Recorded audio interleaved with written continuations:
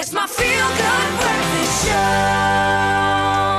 Oh, welcome back. Thank you so much for tuning in. We absolutely love you and appreciate you. And we invite you now to join a discussion, quite an interesting one. Puberty is the time in life when a girl or boy becomes sexually mature. And this causes many physical and, yes, emotional changes. Puberty can be a very confusing time for a child, but learning about it doesn't have to be. Confusing for parents, I think, as well. Here to help us unpack the topic of puberty, how parents can help prepare their children for this big change and themselves, and how to deal with it. Please welcome Paediatrician Roos and parent coach, certified parent coach, Laura Markovitz. Ladies, welcome. I'll try not to blush as I was introducing it. I don't know why. I feel like I'm blushing. I'm like all hot and I'm all sweaty, but that's what I imagine most parents and children, pretty much everyone feels about discussing puberty. So I'm glad I've got my wing woman here to help We're broach this. tackling this topic together. Yeah, and of 100%. course, at home, if you have comments or questions, feel free to redirect them to our Facebook page. We've got a post up there for you to leave your questions. But let's break it down. When we talk about puberty, what exactly are we talking about? Well, it's basically the physical transitions that a child goes through to go into adulthood. And the most visible of those changes are an increase in length and then also the development of secondary sexual characteristics, which would then lead to fertility. But very important, I place that emphasis on physical because that's actually, the only definition that we've got. But there's a lot of emotional and psychosocial and cognitive changes that happen during this stage as well. I know it's not absolutely uniform, but when generally does it start and when does it stop? Well, it's different for girls With and men, boys. it never stops. You never give up. So generally for girls, they start at around the age of 10, and then that starts with breast development, and then about 2.5 years later, they have their first period, and then puberty is completed by about 13, 14 years. And for boys, generally they start at the age of 11, and puberty completed 4 or 5 years later. Okay. You mentioned now for some girls it starts as early as 10, but some people start earlier. So how early can early be for those who generally start a little bit earlier? So from a medical perspective, we're a little bit worried if you see breast development in a girl from younger than the age of 8. But having said that, there's a very big variation. Things like obesity or genetic variability also influence that. So you don't have to be scared when it's younger than 8, but you do need to make your way to your doctor. And for boys? For boys younger than the age of 9. Okay. Yes. Right, so you've given us the hard physical facts. When is a parent ready to have these discussions? I jokingly say that it feels like it's going to be an easier discussion because I've got a boy child. So I can at least speak with some kind of certainty around that. But why do you think this is such a difficult thing for parents? It's something that every single human being has and will go through. Why is it so difficult for us to talk about this? It's an interesting thing. It's an inevitable thing that we all have gone through and our kids are going to go through, and yet absolutely it raises such difficulties with a lot of us. And I think it's important to think, well, where's that coming from? So for a lot of us it can be how we experienced puberty, how we found out information, how things happened, how our bodies changed and how we related to those changes.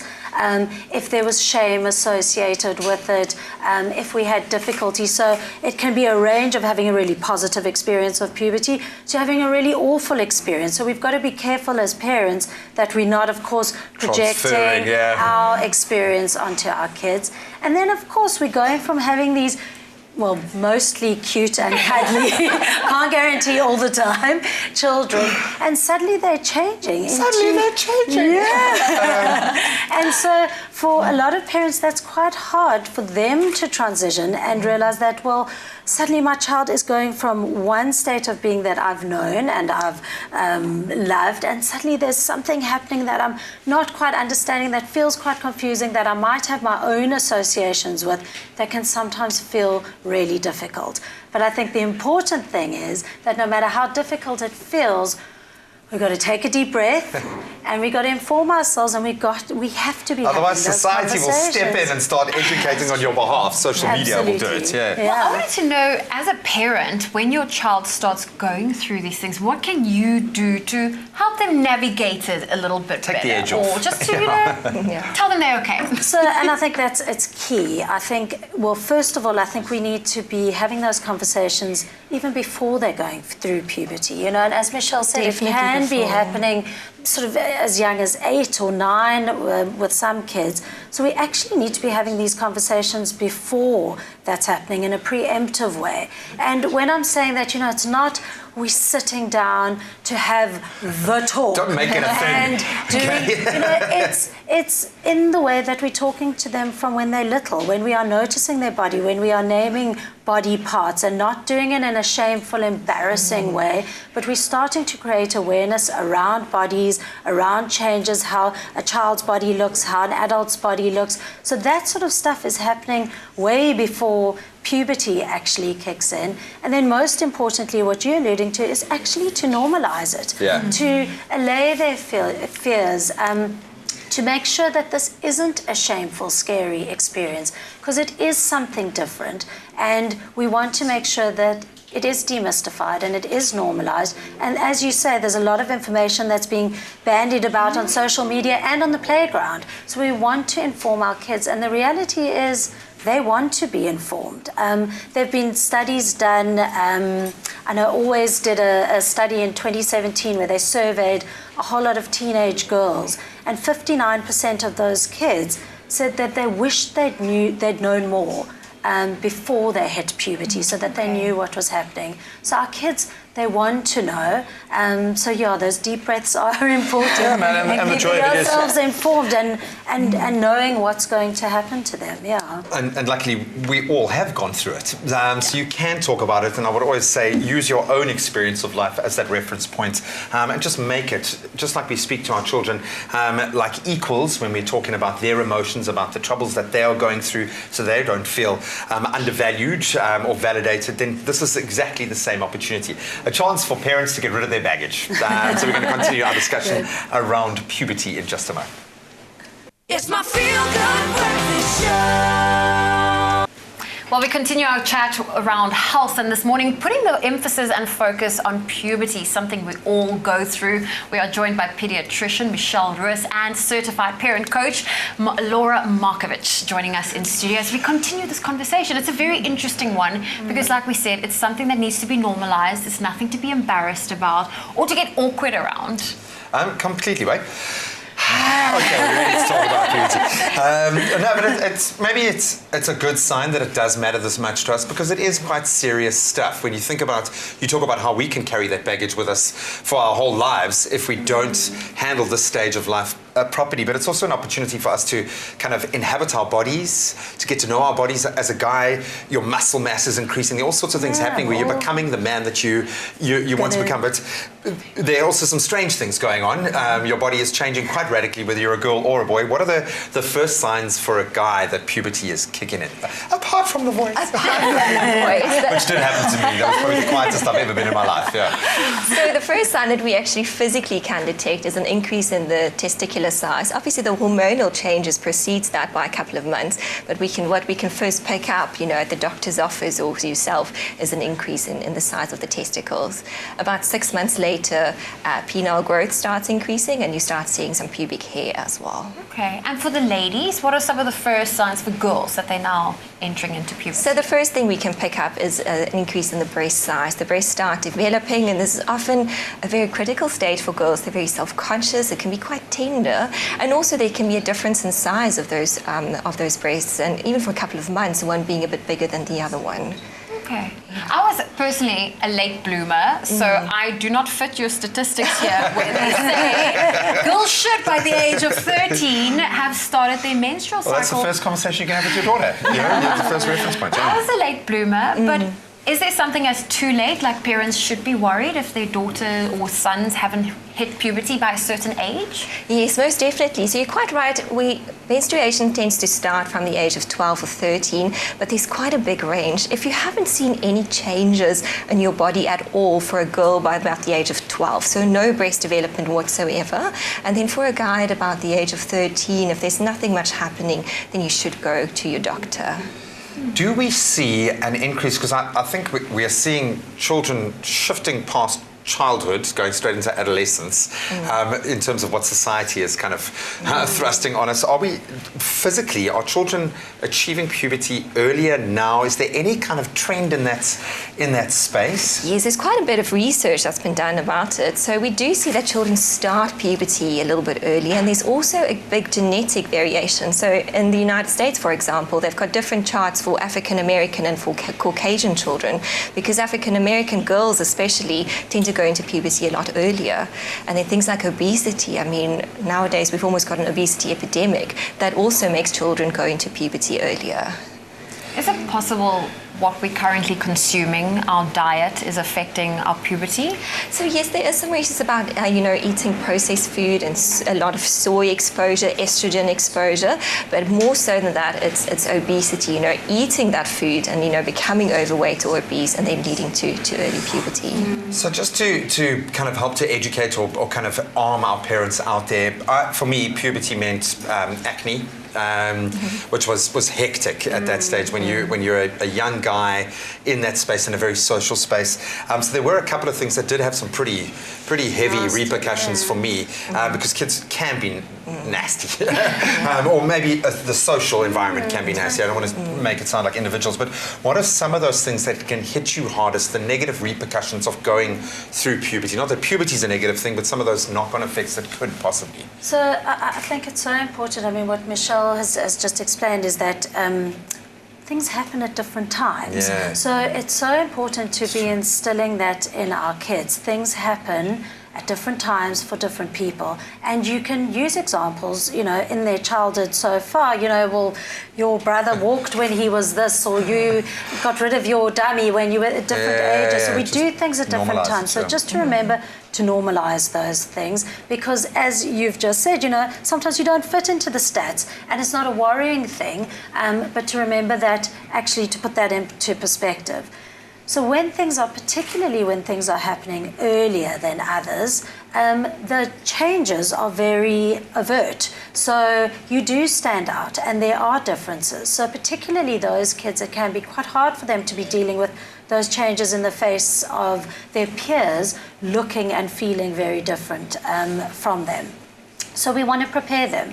We want to not minimize what they're going through. I'm not going to sit there with a child who's got pimples all over their face and go, oh, don't worry about it, it's absolutely fine, no one's going to see it. It's pretty much the biggest thing in your life at that moment. Exactly. And that's the important thing. We might be standing here as adults and go, sure, it passes, it changes, get over it.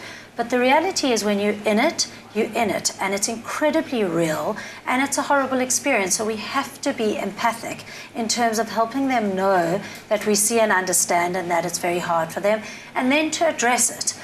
So to talk to them about it. If it is really bad, see if you can get creams for them, help them learn to wash their faces with things that are good for their skins, to see a dermatologist if you need to, if it's really, really bad. So address it, but at the same time, go in there and be empathic around it. Yeah, because it really is awful when you are going through it. As an adult, you go and rock a pimple to work today and see how you feel. And I'll times that by about 1,000. Exactly. Really interesting stuff. We're going to continue this chat in just a moment. We are talking about puberty.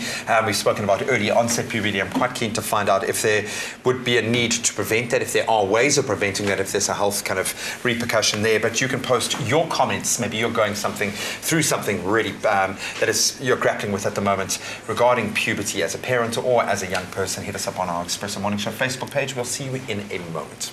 It's my feel-good breakfast show. Welcome back. You're live with Expresso, and you've joined us right in the middle of a heated discussion. No, it's not that heated. It's actually been quite relaxing and comforting. We are talking about puberty with paediatrician Michelle Roos and our parent coach Laura Markovitz, certified. She's certified. So I feel like I should have Yeah, I know, man. certificate as you speak. In your office, you better have that certificate up on a wall. It can be found. I'm joking a lot because this is quite an interesting discussion. I think a lot of parents are going to battle with it, but we're learning more and more about the physical elements and the emotional from both sides of the equation. But we've spoken about early onset, and is that dangerous? And is there a way that we can prevent that, or is there a need to prevent that? That's a very relevant question. And if we do see children going into puberty early, we do need to find a cause. Early puberty can be divided into central and peripheral or precocious puberty. So central basically means your brain is switching on that hormone for you to go into puberty a bit earlier than normal. In most of the cases, there's no medical problem that's underlying, there's no cause that can be found. Is it dangerous? So it depends, because in rare cases, it can also be due to problems in the brain, a brain tumor, or hydrocephalus, which is water on the brain, and then some rare genetic disorders. So most of the time, it's not dangerous. But when we say not dangerous, we shouldn't only look at, the physical impacts of early puberty, but also the emotional impact of it. On the other side, you've got peripheral precocious puberty. So that message doesn't come from the brain to start puberty early. It comes from an increased level of your sex hormones, which is your estrogen and your testosterone. And that can come from ovaries, testicles, from your pituitary, and also from your adrenal glands just above your kidneys. And those are the ones that generally are problematic, because that would mean an ovarian cyst, ovarian tumors, testicular tumors, even things like a low-functioning thyroid.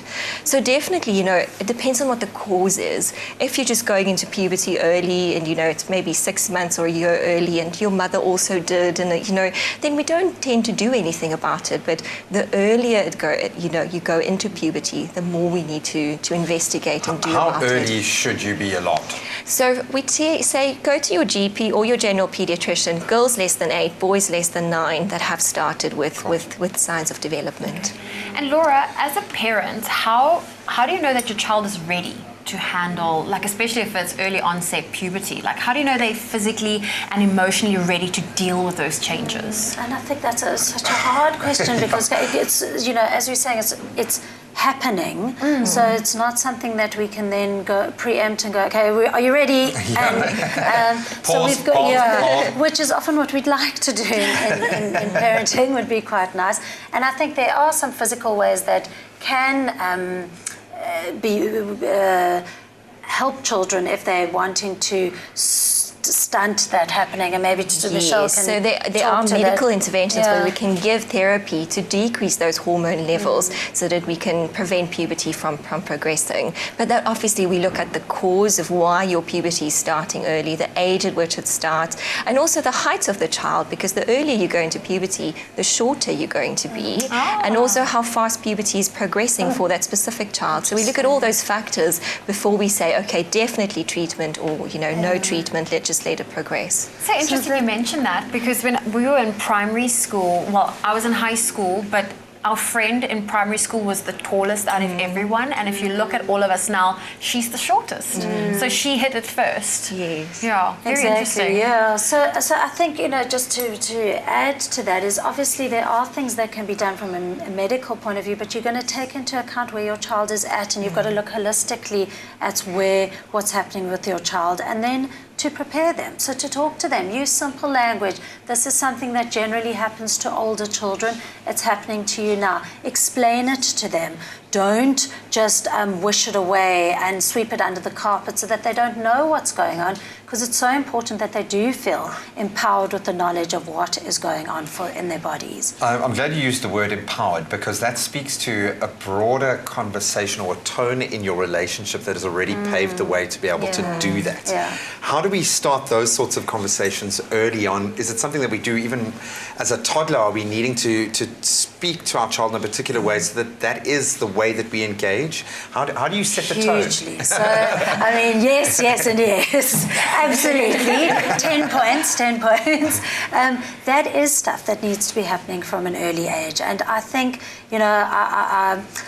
often talk to the fact that if we are using an authoritative style of parenting, a style of parenting that makes sure that we understand where our children are coming from, that we talk to them in terms of their age, their stage of development, that we are empathic, that we hold them and contain them, and at the same time we make sure that there are healthy and consistent boundaries in their lives. So if we take that from the time that they are little, so from the time that they are toddlers, that we are talking to them, oh, you're feeling very angry now, oh, was that very sore? We're talking to that stuff. We're starting to build a relationship where we are able to connect with them and to talk about the more awkward topics. And I think the important thing is if we are building that from early on, then it doesn't have to be the big one-off awkward conversation, because this is just how we communicate. And it's a continuous conversation, which might mean we have a good laugh while we're having a conversation with them about the awkwardness of puberty. And that's okay, as long as it doesn't go to teasing and shaming. But we can talk to our own experience of, this is a bit awkward for me, but I'm going to share it with you. And it's going to help a lot, because when knowing from my own experience, when the boy then shifts through that puberty and starts doing a lot of really stupid things and getting into trouble a lot, being able to have those kind of conversations, it's going to work both ways. Absolutely love it. Thank you so much. It's my feel-good breakfast show.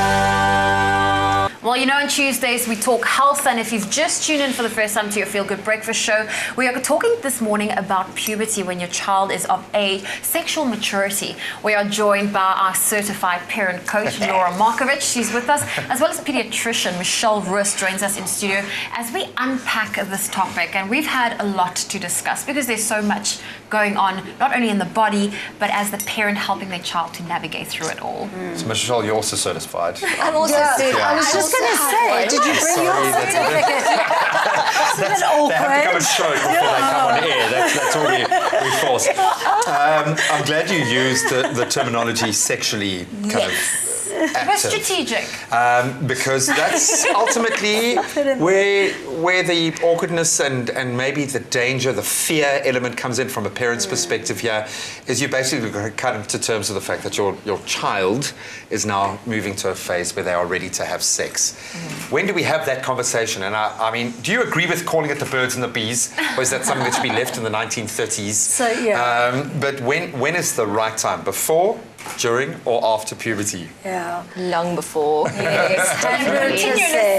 Yeah, so absolutely you want to get in there as early as possible. So when, and a big clue is when our children are asking us questions. You know, they're suddenly going, how's the baby made? Or they see somebody who's pregnant, or or they see two animals together. What's going on there? And absolutely not calling it the birds and the bees, because that's just avoidant and it's not what it is, really. Yeah, well, so let's call it what it is, call it by the names, because what are we trying to hide if we're trying to sugarcoat it with some sort of birds and bees language? Yeah, but that's the thing, because maybe there is an event horizon that we're going to reach when, and you mentioned now, when they come to you and ask you these questions, means that probably society or what they've seen on TV and entertainment, on social media, what they've heard. Are you finding in the work that you do with the kids that you deal with that there is an age when that awareness is generally setting in? And has that gotten younger with the advent of So unfortunately, social it's media? quite a variable thing, because it talks to how people manage screen behavior with their children and what kids are exposed to and what sort of content they are allowed to. So it's very variable according to that. But even by mistake, you know, sometimes children are typing in something completely innocuous and suddenly, you know... Spam pops up. Absolutely. Thinking of what appropriate things to say. Yeah, I know.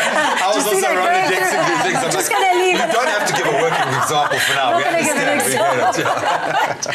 So the reality is that we want to be equipping them before they're finding that stuff out, either from their friends who have seen things or themselves, and we want them to feel comfortable to come and ask us things. So it's really important that we are talking about it in an authentic way, Yeah. I think is really, that awkward, uncomfortable way is something that obviously then gets projected onto our kids. So I always say to parents, if you do feel uncomfortable with these sorts of conversations, which many parents do, of course, equip yourselves with the language. Talk about it. Go look at books, look at kids' books, and use language that's going to feel comfortable. Swag, penis, vagina, vagina, vagina. Exactly. You need to start early and name it by the name that it's called. I mean, you tell what's an elbow and an arm and an ankle, but you don't name it. You kind of shy away from it, and then that becomes a habit. I mean,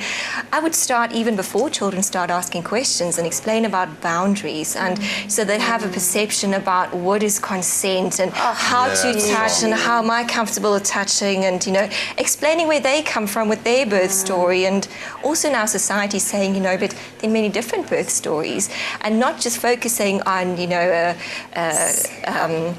a man and a woman, a heterosexual relationship, having a child or two, and 100%. focusing on all of those things as well. Absolutely, and I think that's often what gets lost is parents are so focused on the scary sex conversation that things like healthy relationships, healthy love, consent, learning opportunity for resisting both of you, gender stereotypes, those sort of things that actually get missed because I'm so panicked about having this once-off kind of scary conversation, which really needs to be a continuous thing. Now, I know age appropriateness, when that plays a huge role also to when these conversations generally occur or in the nature that it happens. But as a parent, if you had to come across something on your child's phone, because a lot of parents will think, oh, my child is still my baby. Meanwhile, they've hit puberty.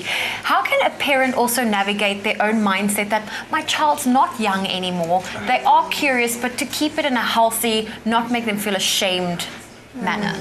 So, that is a reality for a lot of parents, and I hope lots of parents are doing just that, is when you've got kids, I think kids shouldn't be having smartphones before they are 13, but if they are around there, if they are there, then absolutely we should be checking our kids' phones and seeing what content they are and engaging with it, making sure that they're not in the bedroom all the time on their own, making sure that you're looking in at what they're seeing.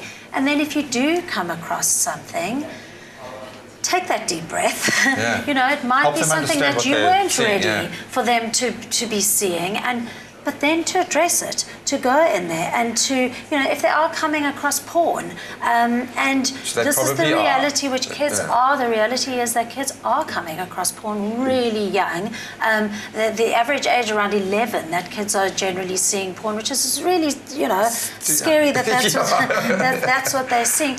That we address it, that we actually talk to it. This is what you're seeing. This is actually not healthy sexual stuff that you are seeing. These are people acting. We talk about it so that we don't just do the shaming thing. How dare you look at this? What is this?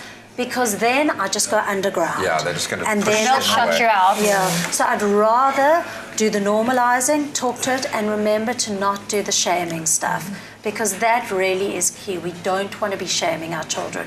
We want them to have a healthy perspective of what's happening to their bodies, other people's bodies, how to respect other people's bodies as well, and that they'll come to us and talk to us about it. What I'm saying is maybe a glass of wine before you have the conversation might just help a little bit. For you.